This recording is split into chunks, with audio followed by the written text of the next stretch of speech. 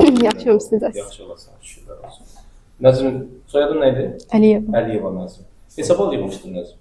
595. 595, maşallah. Birinci kursanda, hə? Bəli. Harada oxuyursan? Xəzər Universiteti. Xəzər Universitetində, hə? Çox gülmə, çox gülmə. Xəzərdə oxuyanlar məncə çox gülmə müəllimlər. Yükünüz ağır da hər halda, dərs yükü, əməlli var. Belə də. Belə də. Nəzrin, səndən bir şey soruşacağım. 590, ana dilinə qədər yığmışdın? Blokda 147, buraxılışda 95 falan idi. Maşallah, maşallah.